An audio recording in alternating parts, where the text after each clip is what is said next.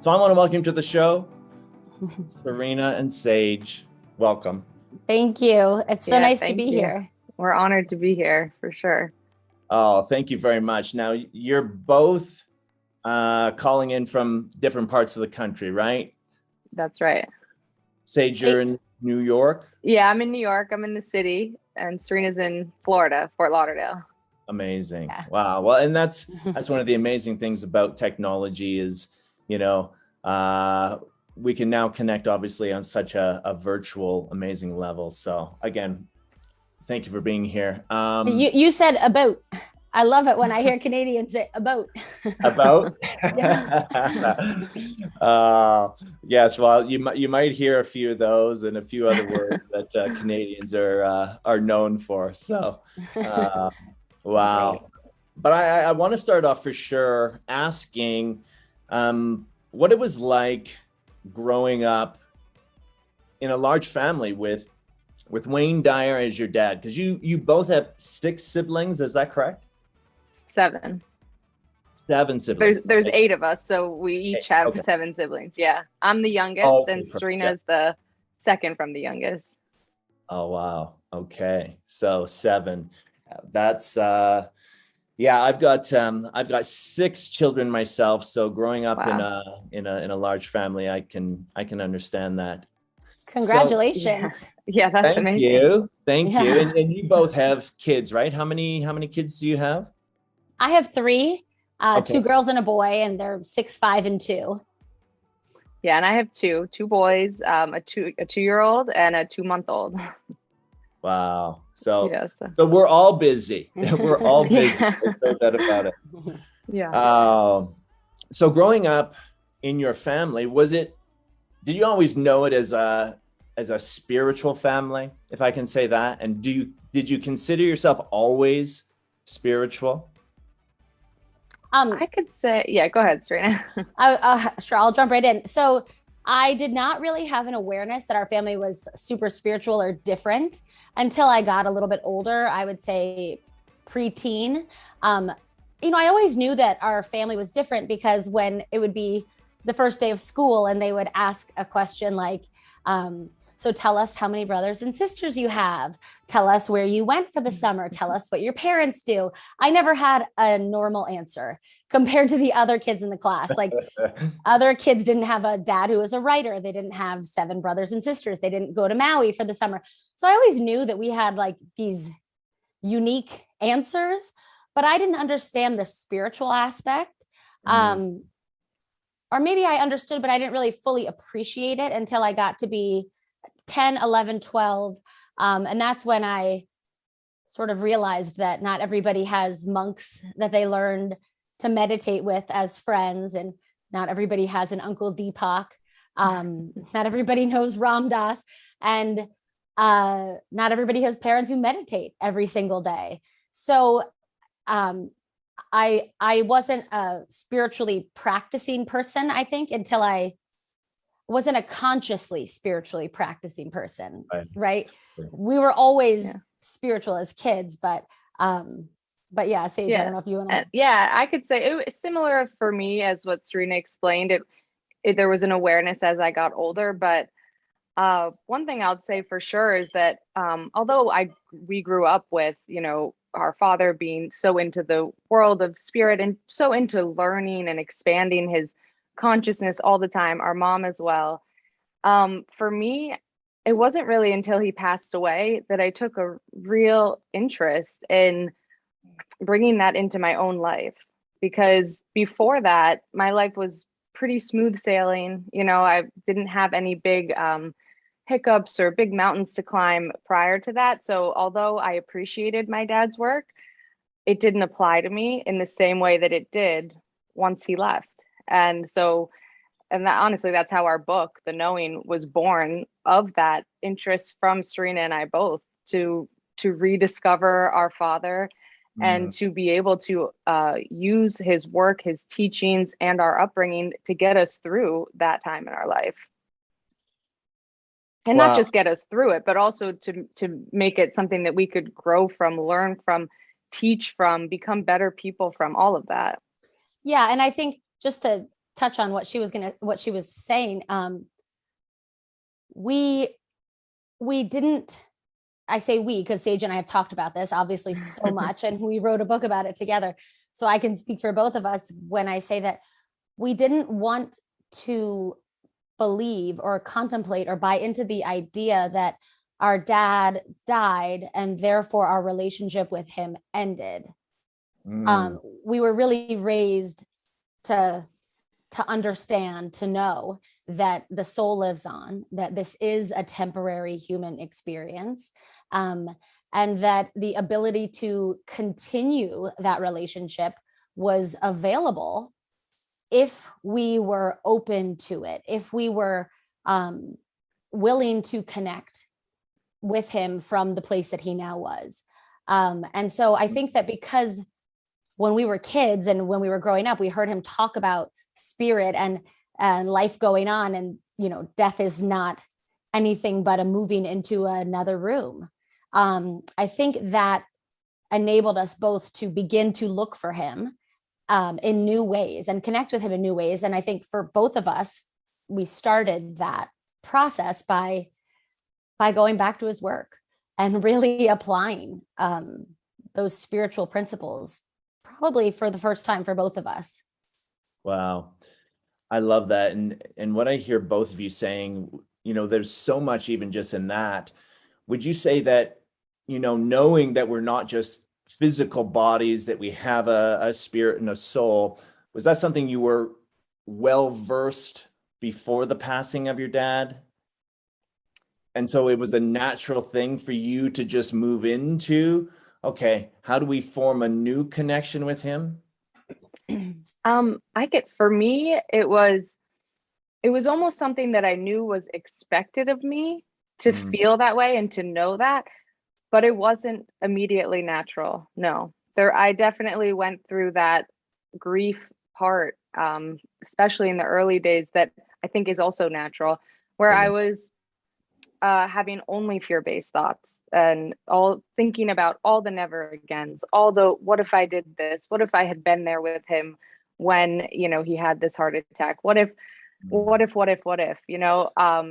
all the and feeling bad for myself, and not that any of that, nothing is to be judged when you're grieving, and it's all natural. But I just for anybody listening, I don't condemn those thoughts that I had. That was part of the process. But for me, it was after having a couple weeks of living in that place that I kept going back to this thought of, if just call dad. I'd be in my grief, I'd be so upset, and I would think, just call dad, and then it would be this wave of emotion that would come over me again, because you recognize that you can't do that, and it's a really hard pill to swallow, almost an impossible pill to swallow. And after a couple weeks of tormenting myself like that, I thought, okay, Sage, enough. You can't call dad, but you've had a lifetime of knowing him. What would he say to you? You've heard him give this advice to people in your exact position before. What would he say? And I started to go over his teachings in my mind, and I started to dive into his teachings, listening to YouTube videos and recorded lectures that he gave, reading his books. And it was then that I became open to his philosophies about death and life and the meaning behind all of this. And that's when the veil began to lift for me. And I started to get the signs, and I started to feel connected to my dad. And then miracles started to take place, and I started to write, and it all flowed from there. But that fear-based thinking that I was stuck in for a little while, that was an important part of the process to get me to a better place. And so to answer your question, it wasn't immediately natural, but I do know that my upbringing made it easier for me to be open to a whole other way of thinking. And that's what has changed everything for me about this experience. And that's where our book was born from. I love it. Absolutely. Absolutely. Serena, would you say that it's the same for you, that the loss and the pain can actually be used to help crack us open to searching for a deeper or different connection that's not just physical? Oh my gosh. Yes. So Sage, unfortunately, has heard me talk about this so many times. So, and for anybody that's read the book, they know that the pain that I experienced, I did not just lose my dad. So I had a period of time starting in 2015 where every single aspect of my life did a 180. So for example, my husband was indicted, our assets frozen, his business frozen, arrested for a white collar related crime relating to his business in May of 2015. In August of that same year, my dad passed away. Shortly after that, I found out I was pregnant again, not expecting to be. And I was really insecure about my body because I had never had a weight issue, a body image issue, but all of a sudden I had weight to lose because I had back-to-back babies. And then my husband went to trial, adamant to defend himself, and was found guilty of one count, acquitted of the rest. He was sentenced to 7 years in prison. And right after that, my stepson, who was 19, who my husband had raised as a single father his entire life and had full custody of him his entire life, passed away. My stepson passed away from an accidental drug overdose. And when I say every aspect of my life, I mean, I really was so, because we were raised in a spiritual household, I was taught this idea, this belief that you don't get in life what you want, you get what you are. And all of these bad things were happening to me, really bad, like profound loss and suffering. And I viewed those as all bad. And I thought that my shame, my guilt, my internal anguish was amplified because I thought somehow I was responsible for this. Somehow I had attracted it, or karmically it was deaded to me. So I felt like all these bad things were happening because I was bad. So long story short, over time, through the process of writing this book and getting it out on paper and really just coming from a different spiritual place, I absolutely know that the pain is where the light comes in, because I can now see all of these things that I viewed as bad as, and I really mean this. This is not just like I'm just trying to wrap it up neatly in a bow. I mean, this was years of struggle, but I'm finally at a point where I can understand that if what Rumi spoke about was true, that before each of us at our birth is a ladder, and each rung of that ladder is an opportunity toward our own awakening, our own connection to God, then perhaps each difficult situation that took place in my life was my greatest blessing, my greatest gift, because they were the rungs that I was able to climb out of my own suffering through or by. And had my dad not died, and had my stepson not died, and had my husband not been indicted, and had we not faced all of those things, I don't know if I ever would have come to know myself in the way that I have as a result of those experiences. So yes, the pain is where the light comes in, but you have to see it that way. You have to decide that for yourself. So sorry, that's a long answer, I know, but that's, yes. No, that's incredible. Wow. No, thank you for both of you. That's incredible answers by both of you. And I can so relate, because I'd gone through a series of my own challenges too. And it was the same thing. I thought that I was to blame in some way. And it gives hope to hear you both say that, where it's like, wow, life really is on our side, and the opportunity is for us to be able to, truly understand that. Would you agree with that? Mm-hmm. Yeah. I think the miracle takes place when you start to process your life as it is, rather than as you assume it should be. because that's, in a way, that's sort of surrendering to what life has given you. And when you surrender, it's like that's the miracle. It's not giving up. It's making space to make the best of the circumstances that you're in. And that's where the miracles take place. And from what I've experienced in my life, it's like when you're resisting, you're fighting a losing battle anyway. And you're clinging to something that, it's like when you cling to something, you're basically saying to the universe, I don't really have this, because if I don't hold on tight, it's going to be gone. And I can remember my dad being on stage one time speaking about the Tao, and there was a waterfall, sort of like a stream of water on the stage. And he said, you know, what do you do if you want to experience the water? If you put your hand in there and you try, you know, you can try to pick up the water, squeezing your fist so tight, it's just going to slip right out. But if you relax your hand into the water, you know, you experience the beauty of the water. And I love to think of that when I find myself tense, both metaphorically speaking and literally, because I tend to tense up when I'm anxious. Maybe we all do. I like to think of that metaphor. Just, these are your circumstances right now. Dive into them. Don't resist them, you know.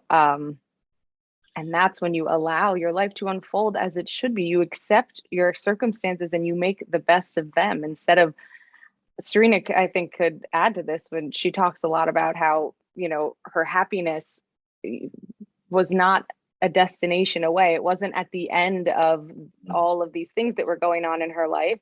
It was in that moment. And but I didn't, I'll let you. yeah. And Sage is absolutely right.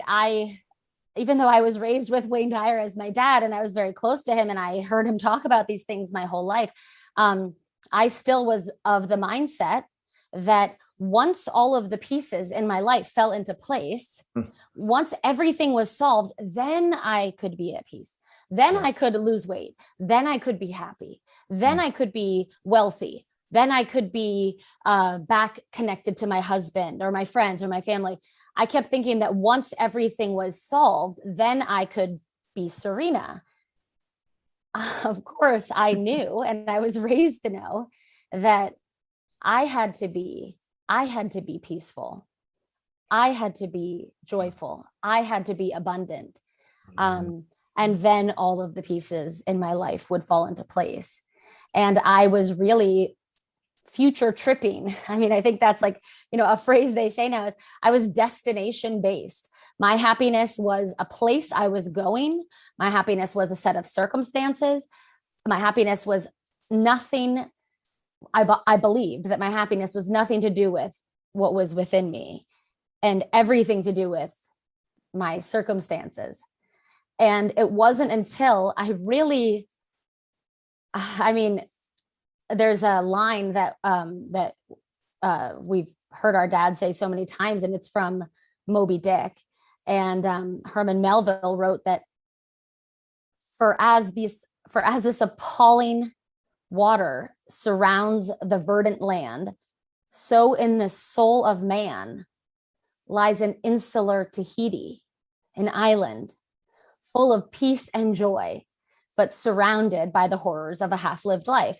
And I knew what that meant because I heard my dad talk about it. If I would have read it in the book, I would have skimmed right over it because I would have had no idea what that even meant. But because I heard my dad explain it so many times, I understood that in the soul of man, there's an island, an insular Tahiti, and it's full of peace and joy, but it's surrounded by everything we believe to be true that isn't. And I thought, and I said to Sage so many times, for me, Tahiti paradise was Maui. So I said, when I move to Maui, when we are on Maui, then I will be all these great things. But I knew that I had to find Maui in here. And I knew it was there. And I knew that once I went there, all of the pieces would fall into place. But the truth is, I didn't want that to be the case. I wanted somebody else to fix it. I wanted a destination to solve it. I wanted a number on a scale to be the answer. I didn't want to have to go within and do the work because That's a lot harder. Wow. Wow. I so agree with both of you. And really what's just like dropping into me right now as you're both talking is that our challenges aren't just problems that we need to solve to fix in order Right. to be happy. That the challenges can actually be the opportunity for us to tap that place within and perhaps just bring more of us to whatever those challenges are. Would you agree? Yeah. Yeah, Sage has a great example about Oh, yes, about please. motherhood, but because I've heard her say it before and I loved it. Yeah. Go ahead. Yeah, that's what I was thinking too.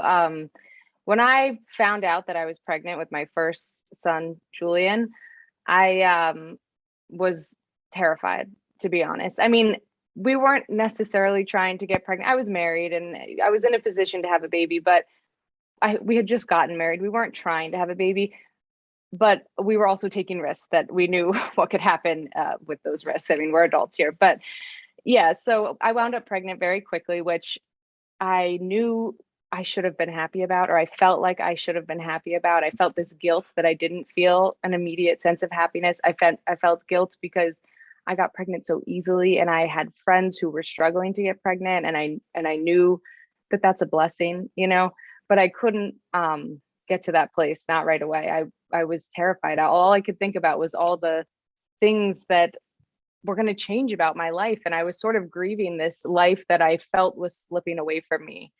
And one of the biggest things that I worried about in those early days after getting pregnant was that I would never have a career. I bought into this idea that my career was now over. Serena and I had already been writing this book, and it was probably like 80% done at that point, but we had stopped for some reason. Our lives got busy, and we both just fell, the book fell by the wayside. But finding out I was pregnant, ironically, I thought I have 9 months or less until I have no shot at a career ever again. So we need to get this book going. And I said to Serena, I'm contacting all the people that we had previously been in touch with and had sort of stopped connecting with. And we got the book going because of that, because I bought into this idea that my life was ending and I was only going to be a mother from this point forward. And I spent a good part of the 9 months buying into that notion and not being excited about having a baby. I mean, I was excited in some ways, but I still always had this undertone of like, okay, countdown is on. And then my son was born, and I fell totally in love with him and totally in love with the life that I was building as a mother. And I recognized that I had the space and time to do more than just be a mother. And I remember I heard the line that I've heard a million times, and probably a lot of us have, from the Tao Te Ching that says, there is no way to happiness. Happiness is the way. And the meaning resonated with me really for the first time in a whole new way, because I realized that being a single, I mean, I was married, but single in the sense that I had no kids and I was traveling and doing whatever I wanted, living in New York City, living this awesome life. That was not the way to happiness. Being a mother was not the way to happiness. Any of the other roads that we take, they're not the way to happiness. Happiness is the way. I could sit in my apartment and think of being a mother as this lonely, life ending job that I now have, or I can bring the happiness to being a mother and it becomes a happy job. And that's what I started to do each day. I just brought the happiness and the joy. I thought, this is such a fleeting time in my life. It's such a, and I have a 2-month-old now. So obviously I enjoyed it enough to do it again. And so all this fear that I had, none of it was true. But it also taught me that happiness is a choice in our lives, no matter what stage you're at, no matter if you think, it's not a destination away. Like Serena said, it's not 10 pounds away. It's not when you get a raise, and it's not when you have kids or before you have kids. It's every day of your life. It's a choice, and you bring it into your life. And I also realized, like to exchange that with purpose, you know. Mm. Purpose and happiness are kind of synonymous. And I used to feel this pressure to find my purpose. And Yeah. I thought, you know, getting this book out there was my purpose. And now I'm pregnant, so I can no longer live my purpose. But I've flipped that totally on its head. I think that we should find purpose in everything that we do. You know, whether it's caring for your child, whether it's your job, whether it's a hobby, whether you're exercising, all of it has purpose for you in your life. You choose to see it as purposeful and it becomes purposeful. And I think there's a lot of pressure for people to find their purpose, and you get to an age and you haven't, so, you know, or you're retired, so what, you don't have a purpose anymore? No, I think there's a purpose in childhood. There's a purpose in our retired stage of our life, and then everything we do in between. So it was just a huge lesson for me, but it took having a baby, something that I thought I didn't want, to make me view my life in a totally different way that enriched it. That is so purposeful just to hear you say that. And oh my gosh, I literally was just saying those words last week. There is no way to happiness. Happiness is the way. And now you're just repeating it. And I'm just like, and I didn't even know where it came from, but it just dropped in. So that's incredible. Right. Yeah. So you're aligned with the idea, you know, when you align with something, I think you keep hearing it because you're tuned in. Yes. So. Well, and something I heard the other day, actually, that, you know, our dad wrote that book, The Power of Intention, and Sage and I were both with him, and you know, we were with him when he was writing it. And just as a side note, he was writing that during the most difficult time of his adult life. Our parents were separating, and he was really depressed, and he started writing that book in the midst of his depression. And it was probably his most successful book of all time, after his first one, Erroneous Stones.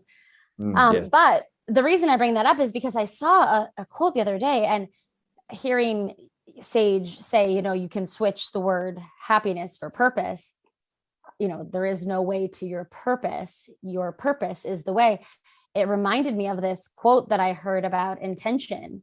And it was that it's not the actions that you take. It's not the thoughts that you have. It's not the behavior that you adopt. It's the intention behind them. And the intention is really what is driving you, and what are you driving toward, or what are you seeking? What are you trying to become? And I guess the reason I say this, and I've never said this in an interview that we've done before, because I hadn't really thought of it this way before, but it was almost like, you know, somebody can do something and it's accidental. Like, you're walking and you step on somebody's toe and it's accidental. That person still got hurt. They still got their toe stepped on, but it was accidental. Somebody could also walk up to you and stomp on your toe and it's purposeful. Either way, you're going to experience somebody's hurt and somebody that did the hurting. But the difference is the energy that they were putting behind it, right? Like, what was their purpose in it? What was their intention with it? And I think that you can go through your life and you can go through all of the motions of your life without ever actually asking yourself, what is my intention with my life? Why am I working this job? Why am I having these children? What am I searching for? And if you become aware that you have an intention, and if you make that intention to feel good, or as our dad used to say, what's the difference between good and God? You know, 1-0. If you make your intention about feeling good and feeling God, or being a part of God, I almost feel like that that is one of the fastest, easiest roadmaps to discovering your purpose and to bringing your purpose into your everyday, is like asking yourself, what is my intention with my life? So anyway, I think it's kind of the same thing as what Sage was saying about there is no way to purpose. Purpose is the way, having a purpose. Wow. And would you say that connecting to that knowing within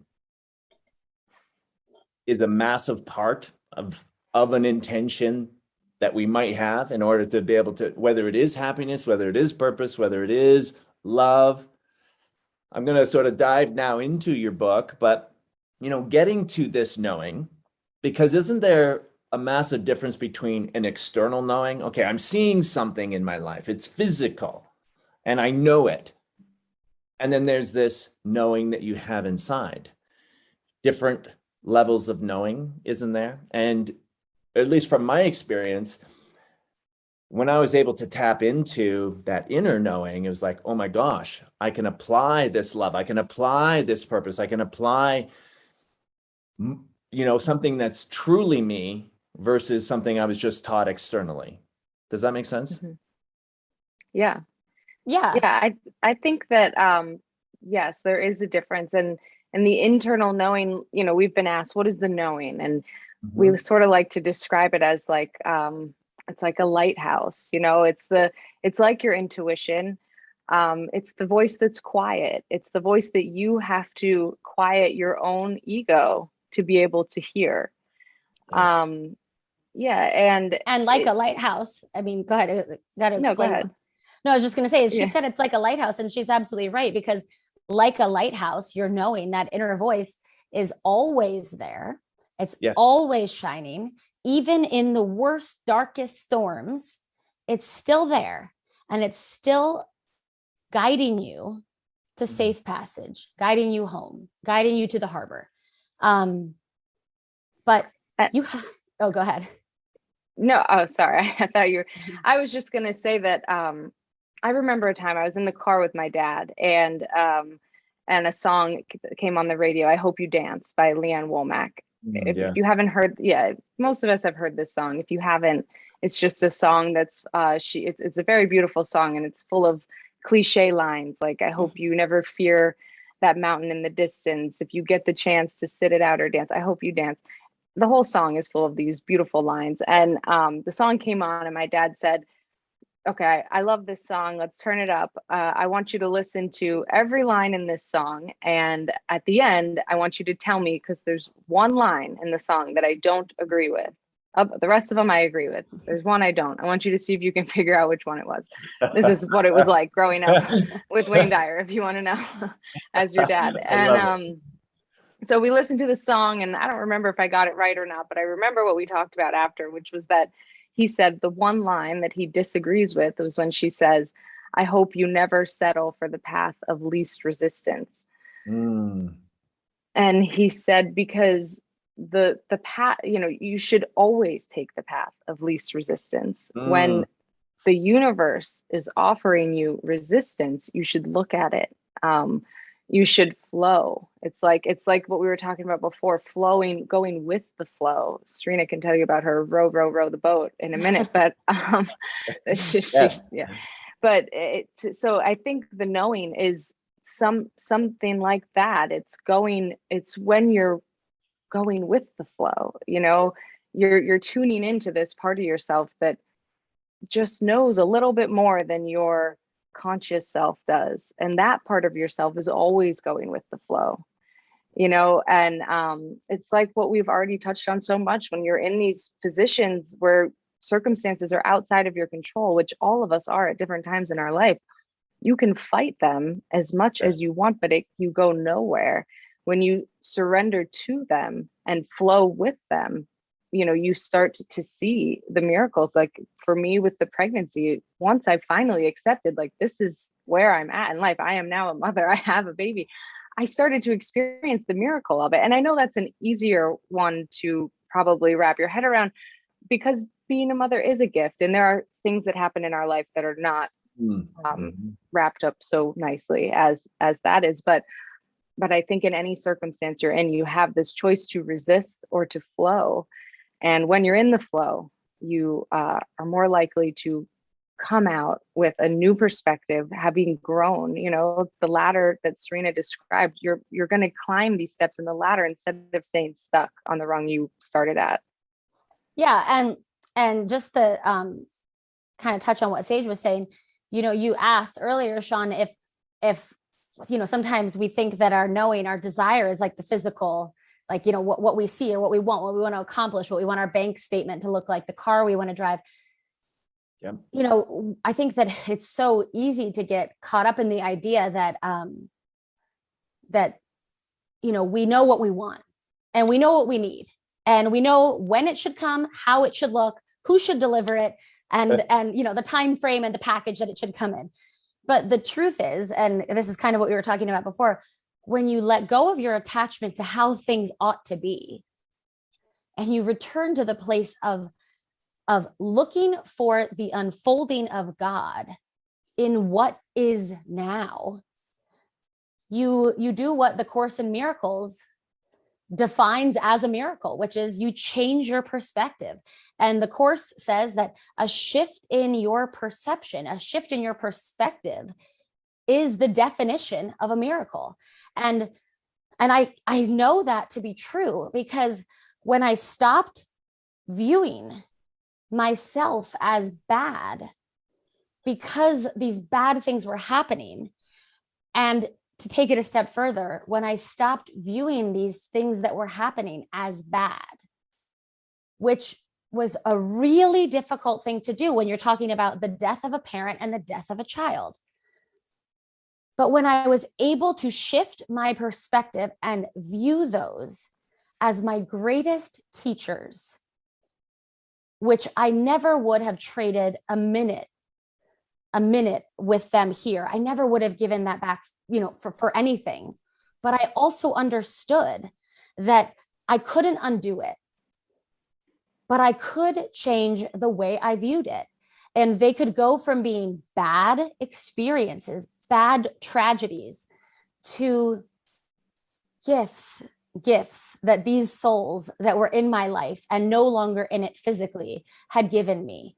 And once I did that, once I stopped looking at these as bad, but as gifts and as teachers and as opportunities to find a greater connection to not only my loved ones that had parted, but to God, my entire experience of them changed.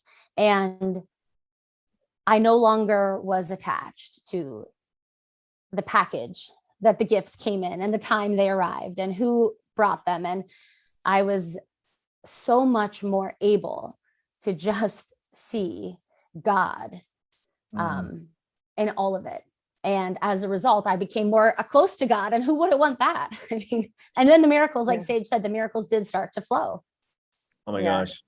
You both are speaking on such a level that it's just like, wow, I'm resonating with, because because I came from a fitness and a sports background, and I came from exactly what you're talking about, which is, okay, I step on stage at this day, and all of my weeks have to look like this in order to step on stage and be completely ready to do a competition or the big event, whatever it is. Mm-hmm. And then I ended up, just through a fluke training with a client, I tore my arm and I tore my bicep, and I was like, oh my gosh, my competing is done.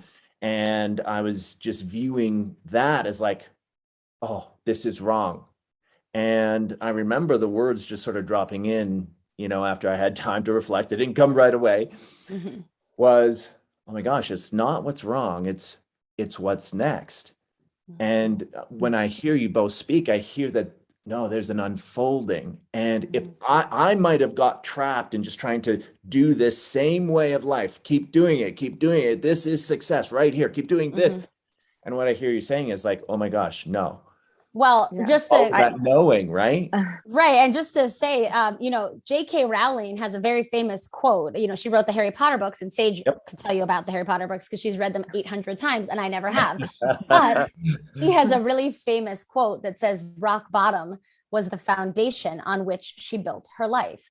So as you said with your shoulder, and as Sage was saying with motherhood, and I was saying with all the things I experienced, J.K. Rowling could have continued through her life, right? She could have continued working her job, and she could have continued paying her bills and living her normal life.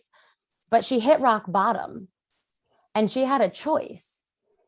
And she didn't stop. In fact, it was that bottom that she created everything that she created from. Yeah. And it's just like you're saying with your shoulder. Yeah. And I think with your shoulder too, it's like your soul part of you wanted more than just these physical competitions, but you weren't ready to give it up. So it's like the universe put something in your path so that you had to look at that. It reminds me of after my dad passed away, like I said, I sort of dove into a lot of his work. And one of the books that I started to read was Change Your Thoughts, Change Your Life, which was his reflection on the Tao. He reflected on each of the 81 verses of the Tao and wrote a little synopsis of them. And in the introduction of the book, he talks about how in Western philosophy, where we live, we tend to think of opposites as opposites, that they have nothing to do with each other. But that in a lot of Eastern philosophies, like the Tao, that opposites are actually just different ends of a continuum, and that they are necessary ends of each other, that you need both to have even an understanding of one and to flow between the two. And he talked about desiring versus allowing, and that they are to us opposite ideas, that you either desire something, so you go out and get it, and you have all these wants and you're doing everything to get it, or you're allowing, which means you're doing nothing and you're allowing things to come to you. But that they're actually necessary components of each other to get to where you want in life. So, to make it more concrete, you have a desire, let's say, to go to sleep. You get in bed, you do all the things you need to do to go to sleep, drink some water, whatever, turn off the lights, get in bed, get comfortable. But then you have to allow the sleep to come to you. And if you keep just thinking about going to sleep and working yourself up, I think we've all had nights like that where you're keeping yourself up because you're thinking, if I don't fall asleep now, I'm not going to get more than 8 hours. Okay, now we're down to 7 hours. Crap, now it's 6 hours. And now you're just staying up all night. You have to allow the sleep to flow to you. And I think same with when we want something in life. You have this desire, you put it out into the universe, you ask for it, you take the steps that you need to take to get it. But at a certain point, you have to allow it to come to you in the package that it's going to come in. And like we sort of what the theme of this show, I think, has been today, is it doesn't always show up the way that you think it's going to, but it can, but it's always the way it's supposed to, so looking for the gifts and in the crappy situations that we sometimes get ourselves in, and being open to our desires coming to us in a package that isn't the way that we initially described it. Yeah, I mean, so and yeah. I was just going to say, and I think I could ask you, Sean, I know this is your show, but would you undo your shoulder injury? Would you take it back if you could? No. Right. And even to tap on just that a little bit, what part of my past would I take out because it got me here, right? Everything was an essential ingredient.